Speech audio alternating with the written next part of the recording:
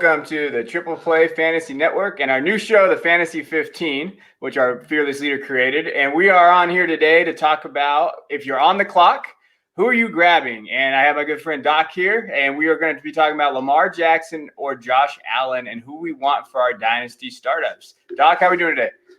Doing pretty well. How you doing, Kev? I'm doing good. I'm here to debate and figure out why you're wrong and who you chose and why you're wrong in that area. Oh, well, it's funny because I was just getting ready to tell you how much I can't wait to kill you in this debate.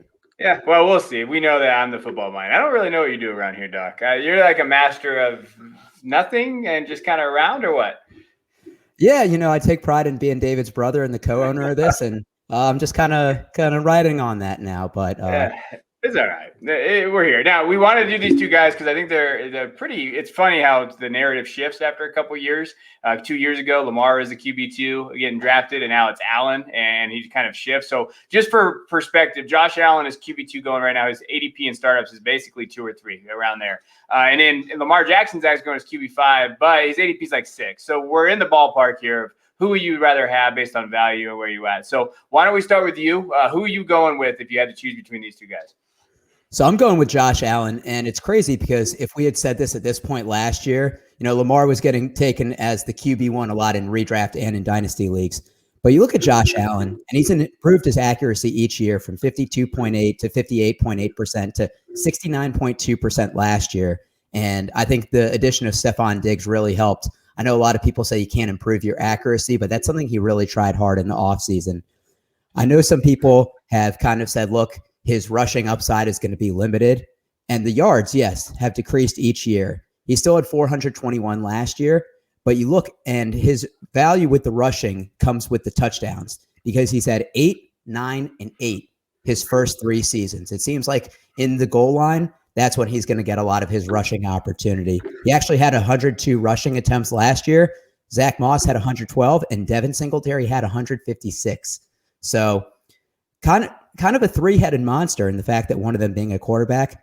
I look at his passing weapons. Once again, he has Stephon Diggs, who led the NFL in receiving yards last year.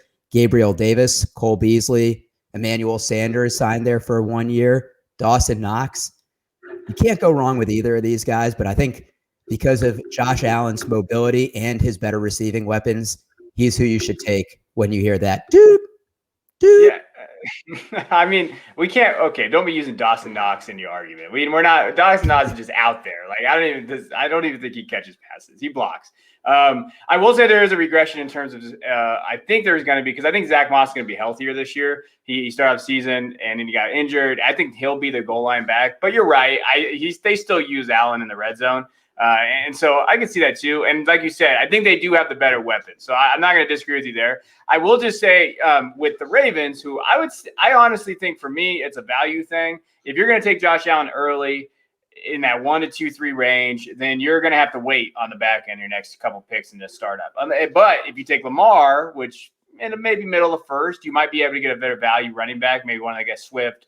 Maybe he falls, Akers falls, someone like that you could grab. So I'm thinking long-term here so I can beat you. But at the same time, hey, Lamar, he finished his QB1 2 years ago with 421 points. He averaged 28 fantasy points a game. He was a monster that in 2019. And when you looked at basically his stats in 2019, he threw for 3,000 yards. He had 36 touchdowns passing, and he also rushed for over 1,200 yards and 7 touchdowns. That dude was a monster. Last year, yeah, there was a little bit of regression. He didn't have the weapons that you'd like to see. Marquise Brown, I think we all figured out, is not a wide receiver 1. He is definitely going to be a wide receiver 2. But you got to remember they drafted Rashad Bateman. And Rashad Bateman, I actually put him as one of my undervalued guys right now for wide receivers. He's going as wide receiver 41 in leagues, and I think that's a hell of a value because he's going to get the most targets. And in the other receivers, Marquise Brown as a wide receiver 2 is a good option. I don't really know what to think of Sammy Watkins. He's okay. He'll have that one game where he blows up for 200 yards and a touchdown. And he's on your bench. Yeah, he's on your bench after you start him for the 2 weeks, put up 0. But then you have Mark Andrews. Right, so we're thinking about Mark Andrews is there. He's better than Dawson Knox. Nick Boyle is actually not a bad backup tight end. Josh Oliver, who I still believe in, is there. Miles Boykin is still there. So they have weapons. I know they're going to run the ball, but if you look at what they have, it's weird because they have kind of a similar offense in terms of like the weapons that they have, the running backs. I know they have a 3-headed monster with Gus Edwards and Dobbins, but everything it seems like they're going to throw the ball more. And I just go back to that 2019 year, and I just feel like that he's going to bounce back this season. He's only 24. And long-term wise, I think for the next 3 or 4 years, I think based on where he's going right now, I think Lamar is the better option. So my question, because Lamar's career high in passing yards is 3,127 he had during his MVP year 2 years ago. Yeah. Last year, he finished with about 2,700. He's really built his value off of rushing attempts. He has 176, 159, and 147 his 3 years as a starter, which are actually the 3 most attempts for a quarterback of all time. Do you worry that if he throws the ball more and runs less, that he'll lose fantasy value, even though as a real life passer he'll improve?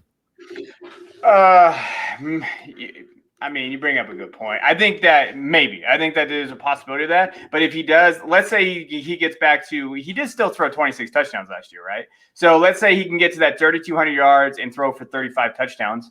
Or 30 to 35 touchdowns in there. And maybe he runs for less yards but scores touchdowns. He has about 8 rushing touchdowns. That's still pretty good based on where his value is going. I understand Allen, but hey, Allen too had one good year, right? So we're thinking of Allen. He did great last year. Don't get me wrong. He looked amazing. But are you worried that maybe it's that 1 year thing, just like Lamar had 2 years ago? Like there is still some things about him, and they look like they figured him out in the playoffs. So if you watch what the Chiefs did and these other guys did in that playoff series, and this is a copycat league, and defenses will look and see, okay, how do they defend Allen? What do they do?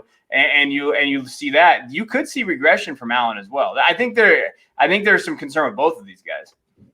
Yeah, I mean, one of the things I look at Lamar, he had 1 carry within the 5 last year, which lets you know that when they're in close, it was Mark Ingram, but this year it'll probably be J.K. Dobbs and Gus Edwards.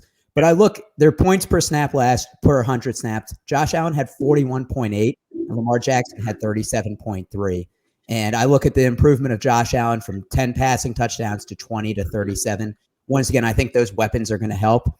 Everybody thought that maybe he was, his value was based off of running. But you look, and he had 4,500 passing yards last year. So I think they actually want him to turn more into a pocket passer. That's why they went out and they gave a first-round pick for Diggs, and they're investing in their wide receiver core. I'm also a little bit more concerned about the opposing defenses. I think the AFC North is probably one of the most physical divisions in football. He has to play the Steelers twice a year. The Browns, I think, have a very underrated defense coming in 2021. I like Josh Allen facing the Jets. The Dolphins have an okay defense. I'm not too scared of the Patriots, but Whoa. The Patriots they're going to have a pretty damn good defense next year. Let's not just pretend like the Patriots are dying. They're going to have a better defense. And Bill Belichick.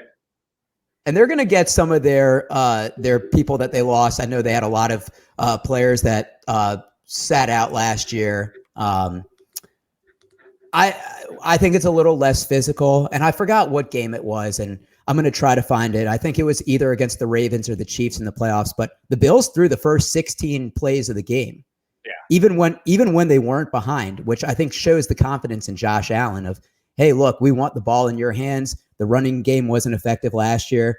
I think going into 2021, maybe there's a little bit higher expectations for Zach Moss. I think Devin Singletary, if he was going to be fantasy relevant, it would have happened by now. Yeah, that train's safe.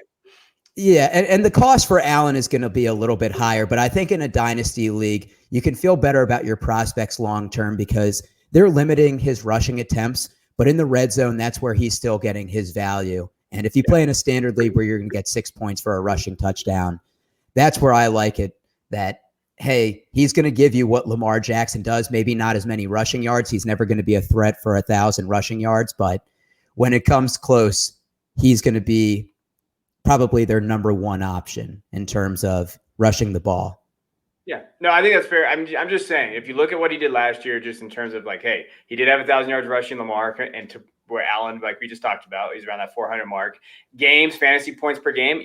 Allen did have 25. He averaged that, but Lamar did average 22. So it's not like, you're looking at basically where he's at. He's still a QB1 in my eyes. And then when you look at points per 100 per snaps, you talked about that, 41 for Allen, 37 for Lamar. In an improved offense, They did not look good last year. There was something going on in the middle of that season. They were just not cohesive. The offensive line was a little banged up. Now they have Rashad Bateman, who's a big adjustment. It's no Stephon Diggs. I'm not going to compare him to that. But in that system, I think that's going to allow him to grow. I don't think you can go wrong with either of these guys. But I do think that Lamar, based on where he's going, his value. I don't hate waiting on Lamar because I do think we need to relax on Allen for a little bit. He does. There are still some question marks about Allen. So let's not think that he's just going to throw up 4,537 touchdowns again. And he also did have 10 interceptions compared to 9 Lamar. Lamar actually had less interceptions than he did. Yeah, the main thing that I'm scared about Lamar in the dynasty format is he hasn't gotten hurt yet. And with close to 600 rushing attempts in 3 years, you figure he's not a big guy. I think he weighs less than 200 pounds, that it's going to take one injury or somebody that's blindsiding him to really do that. But I think you make a great point. If you can get any of these guys on your team, you're going to be happy. And Lamar Jackson is at a discount this year. I think we can both agree on that. So, look, if you can build your team, especially in a 2-quarterback league, getting one of these guys, I think you're going to be pretty happy. Yeah, I agree. But you're wrong. So I hope that let us know in the comments underneath. Who do you think won? Who would you take? Allen or you roll with Lamar this year? And then also, if you want us to do anything else, if you want us to start debating any other guys, let us know who you think we should debate, and make sure you hit that subscribe button. So anything else, Eric? No, I just can't wait for the comments to say, wow, Eric's more handsome than Kevin, and he totally killed him in that debate. He might not have a great beard, but my gosh, he's still more handsome. If you want to know what 2 kids does to you guys, this is it. So don't have kids. See, Doc doesn't have kids yet. All right. Well, we'll check you guys next time on the Fantasy 15.